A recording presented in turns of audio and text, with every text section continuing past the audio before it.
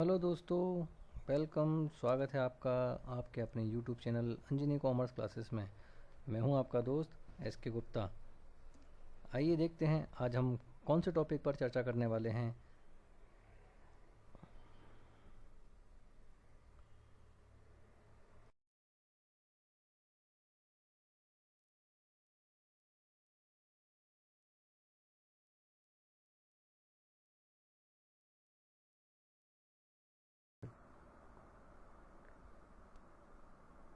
पिछले वीडियोस में मैंने आपसे डिसोल्यूशन ऑफ पार्टनरशिप फर्म के बारे में काफ़ी कुछ चीज़ें डिस्कस की हैं, उसकी थ्योरीज, एंट्रीज और फॉर्मेट। अब इसी क्रम में मैं आपको बताने वाला हूं कि डिसोल्यूशन से रिलेटेड क्वेश्चन कैसे सोल्व करेंगे और साथ ही कौन कौन से लेजर अकाउंट और कौन कौन सी एंट्रियाँ पास करनी होगी, वो मैं आपको इस वीडियो में बताने वाला हूँ। तो आप इस वीडियो को बहुत ध्यान से देखिए और इस वीडियो को पूरा देखिए ताकि आपको समझ में आए कि रियलाइजेशन अकाउंट कैसे सोल्व करते हैं, कैसे एंट्रियाँ बनाते हैं, साथ ही बाकी के फॉर्मेट कैसे तैयार किए जाते हैं। आइए दोस्तों देखते हैं। आइए डिस्कस करते हैं। एक क्वेश्चन के साथ A and B decide to dissolve their business on 31 December 2007। On that date their balance sheet stood as follow: partner share profit and loss in capital ratio. यहाँ पर एक बैलेंस शीट दी हुई है जिसमें कुछ असेट्स और लाइबिलिटीज़ दिए हुए हैं।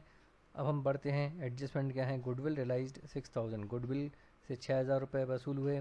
क्रेडिटर्स का पेमेंट 5% डिस्काउंट पर करना है। सन्ड्री एसेट्स को रियलाइज़ करके 63,000 रिसीव हुए हैं और डेटर से रियलाइज़ हुए 8000।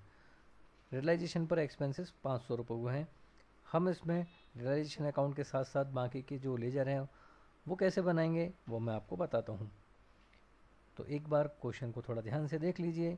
अब हम इस क्वेश्चन को सॉल्व कर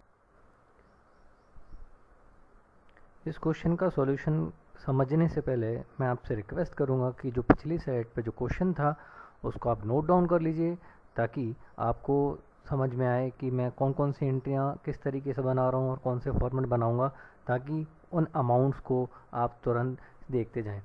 आइए देखते हैं हमें कौन कौन सी एंट्रियाँ पास करनी होंगी इस क्वेश्चन के अकॉर्डिंग। सबसे पहले हमको जो एंट्री बनानी है वो है हमारी realisation account debit to assets account. अब यहाँ पर बैलेंस शीट में जितने भी असेट्स हैं उसमें हमें बैंक अकाउंट को छोड़कर बाकी के सारे असेट्स को हमने यहाँ पर क्रेडिट कर लिया है। इससे ये होगा कि जितने भी असेट्स के अकाउंट हैं जैसे डेप्टर, सन्ड्री असेट्स और गुडविल, इनके अकाउंट्स यहाँ पर क्रेडिट करते से ही ये क्लोज हो जाएंगे। यहाँ पर हमें जो बुक वैल्यू लिखनी है वो वैल्यू लिखनी है जो बैलेंस शीट में गिवन है, जिसे बुक वैल्यू कहते हैं। तो वो हमें यहाँ पर नोट करनी होगी। Realisation account debit 86,000 to sundry debtor 13,000 to sundry asset 68,000 और गुडविल 5,000। यहाँ इन तीनों को ऐड करके हमें यहाँ पर टोटल 86,000 लिखना है। आइए सेकंड एंट्री देखते हैं। सेकंड एंट्री हमें बनानी, जितने भी एक्सटर्नल लाइबिलिटीज़ हैं उनको रियलाइजेशन अकाउंट में डेबिट करेंगे ताकि जो एक्सटर्नल लाइबिलिटीज़ के अकाउंट हैं वो क्लोज हो जाएं। तो यहाँ पर केवल एक ही एक्सटर्नल लाइबिलिटी है, क्रेडिटर, जिसको हमने ट्रांसफ़र कर दिया डेबिट करके। तो creditor account debit to realisation account. Creditor का जो अमाउंट बैलेंस शीट में गिवन है वो हमने यहाँ लिखा 10,000 और रियलाइजेशन के सामने 10,000। तो पहली जो दो एंट्रियाँ हैं उससे हमने असेट्स और लाइबिलिटीज़ के अकाउंट क्लोज कर दिए हैं।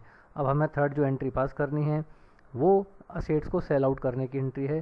तो क्वेश्चन की इन्फॉर्मेशन के अकॉर्डिंग हमने यहाँ पर असेट सेल आउट कर दी हैं। तो उनका जो अमाउंट रियलाइज़ हुआ है उसकी एंट्री हमने बनाई है bank account debit to realisation account. और जो जो असेट्स रियलाइज़ हुए हैं उन सब का एडिशनल हमने यहाँ पर लिखा है टोटल 77,000 डेबिट और क्रेडिट दोनों में। नेक्स्ट एंट्री की तरफ बढ़ते हैं।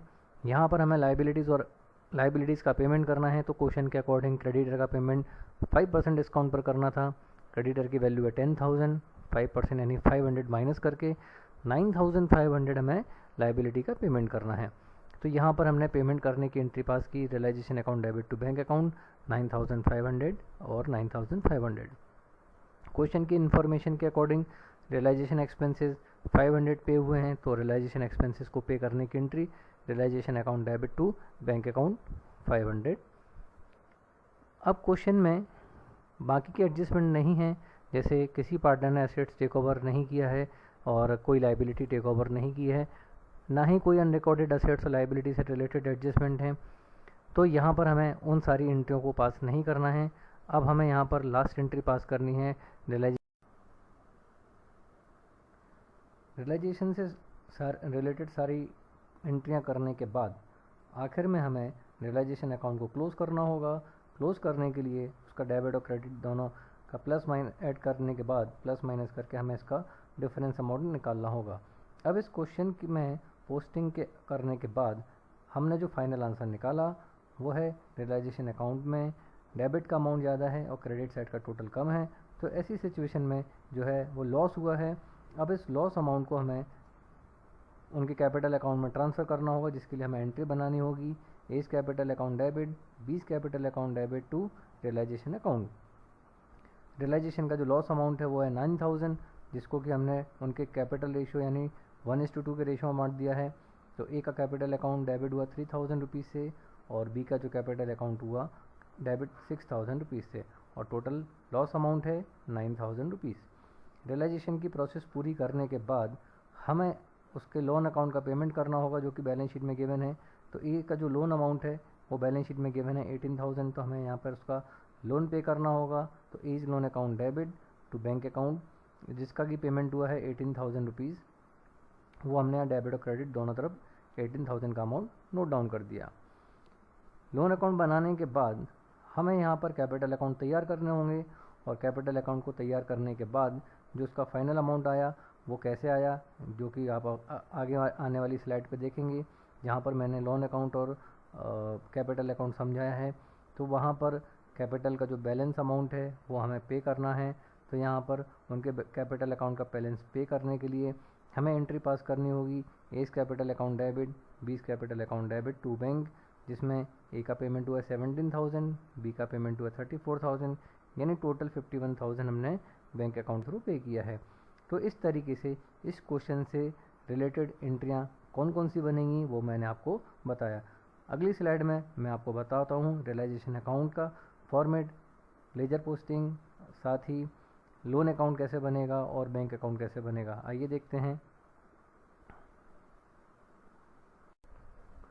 देखते हैं लेजर पोस्टिंग रियलाइजेशन अकाउंट में। सबसे पहले हमें यहाँ पर सारे एसेट्स को डेबिट करना था एंट्री के पोस्टिंग के अकॉर्डिंग। तो to debtors 13000, to sundry assets 68000 और टू गुडविल 5000। तो हमने यहाँ पर सारे एसेट्स की एंट्री पोस्ट कर दी है एसेट्स को क्लोज करने की।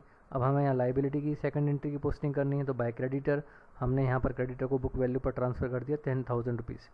अब जो थर्ड एंट्री थी एसेट्स को सेल आउट करने की वो हम लिखेंगे यहाँ पर बाय बैंक करके, और यहाँ पर हमने सारे एसेट्स को सेल करने की जो डिटेल है वो हमने यहाँ बाय बैंक के नीचे लिखी हुई है। डेप्टर 8000, सन्ड्री एसेट 63000 और गुडविल को 6000 में सेल आउट किया है। उन सब का एडिशनल अमाउंट है 77000। फोर्थ और फिफ्थ एंट्री को हमने यहाँ कंबाइन कर दिया है।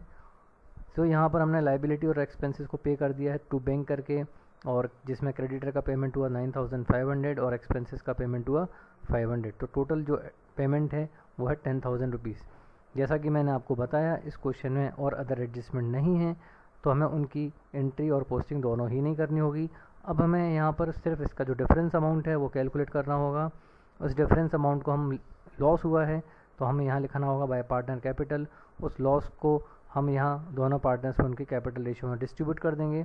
तो लॉस अमाउंट 9000 है जिसको हमने डिस्ट्रीब्यूट कर दिया 1:2 रेशियो में। IEFs का कैपिटल अकाउंट किस तरीके से तैयार होता है वो मैं आपको बताता हूँ। यहाँ पर हमें फ्लक्चुएट मेथड से कैपिटल अकाउंट बनाना होगा, क्योंकि कैपिटल के बारे में कोई इन्फॉर्मेशन नहीं है और करंट अकाउंट भी नहीं दिए हुए हैं। तो हमें यहाँ पर फ्लक्चुएट मेथड से कैपिटल अकाउंट तैयार करना होगा। उसके लिए हमें यहाँ पर सबसे पहले जो बैलेंस शीट में पार्टनर्स की कैपिटल दी हुई है ए और बी की, जो कि है 20000 और 40000, वो हमने यहाँ नोट डाउन कर दी है। अब इस बैलेंस शीट में general reserve, profit and loss या फिर किसी तरह के इंटरनल रिज़र्व नहीं है। अगर होते रिज़र्व तो वो हमें यहाँ पर क्रेडिट करने होते उनके रेशियो में यानी 1:2 में। अब वो यहाँ इन्फॉर्मेशन नहीं है, इसलिए हमने उन रिज़र्व को यहाँ पर और प्रॉफिट एंड लॉस को और बाकी इंटरनल रिज़र्व को हमने यहाँ पर क्रेडिट नहीं किया है। साथ ही इस क्वेश्चन में किसी भी पार्टनर ने कोई असेट्स लायबिलिटी टेक ओवर नहीं की है तो उसकी भी पोस्टिंग हमें यहाँ पर नहीं करनी होगी। अब हमें यहाँ पर जो रियलाइजेशन अकाउंट में लॉस हुआ है उसकी हम पोस्टिंग करनी है। तो ए 3000 और 6000 का जो लॉस हुआ है रियलाइजेशन अकाउंट में, जो कि मैंने आपको पिछले स्लाइड में बताया, उस लॉस को हमने यहाँ शिफ्ट कर दिया है, ट्रांसफ़र कर दिया है। इसके बाद अब हमें यहाँ पर जो डिफरेंस अमाउंट है वो कैलकुलेट करना होगा, यानी ए की जो कैपिटल है वो 20,000 है, रियलाइजेशन का लॉस सब्ट्रैक्ट करने के बाद उसकी कैपिटल अकाउंट का बैलेंस है 17,000, यानी ए को 17,000 रुपीज़ का पेमेंट किया जाएगा फर्म के द्वारा। ठीक उसी तरीके से बी की कैपिटल का अमाउंट है क्रेडिट 40,000 और उसकी कैपिटल में से 6,000 का लॉस सब्ट्रैक्ट करने के बाद 34,000 जो उसकी कैपिटल का बैलेंस बच रहा है वो हमें यहाँ पे का। तो इस तरीके से हम यहाँ कैपिटल अकाउंट तैयार करेंगे।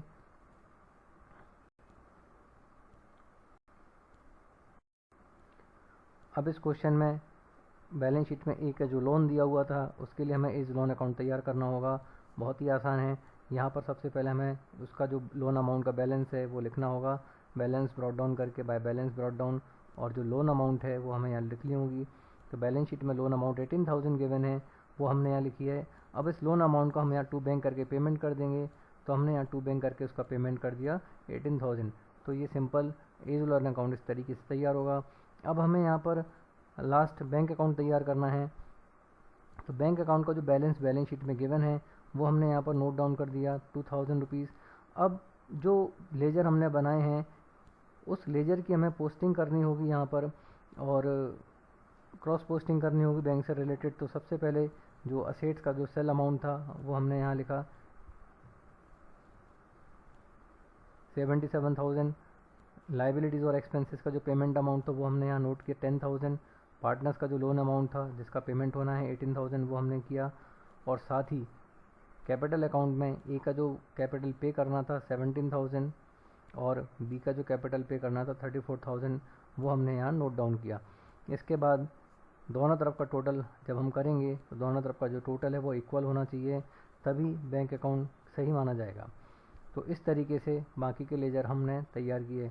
उम्मीद करता हूँ आपको ये क्वेश्चन समझ में आया होगा और किस तरीके से एंट्रीज और साथ ही किस तरीके से लेजर अकाउंट बनाए जाते हैं वो मैंने आपको बताए।